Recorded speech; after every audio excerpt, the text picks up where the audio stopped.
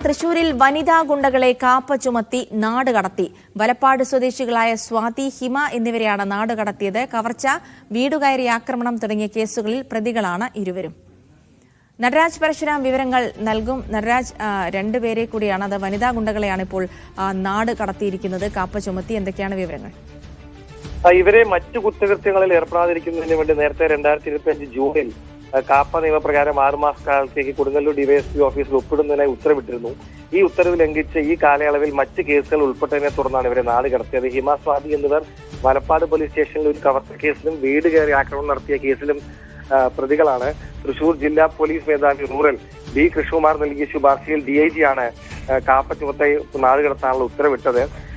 എന്തായാലും ഇതുപോലെ തന്നെ മറ്റ് നിരവധി ഗുണ്ടകളെയും ഓപ്പറേഷൻ കാപ്പയുടെ ഭാഗമായി പോലീസ് നാട് കടത്തുന്നുണ്ട്. ഇതുവരെ തൃശൂർ റൂറൽ ജില്ലയിൽ മാത്രം 179 ഗുണ്ടകൾക്കെതിരെയാണ് കാപ്പ പ്രകാരം നടപടികൾ സ്വീകരിച്ചിട്ടുള്ളത്. ഇതിൽ 57 ഗുണ്ടകളെ ജയിലിൽ അടച്ചിട്ടുണ്ട്. 122 ഗുണ്ടകളെ നാട് കടത്തുന്നത് ഉൾപ്പെടെയുള്ള നടപടികൾ സ്വീകരിച്ചിട്ടുണ്ട്. ശരി, നടരാജ് പരശുരാമാണ് വിവരങ്ങൾ നൽകിയത്.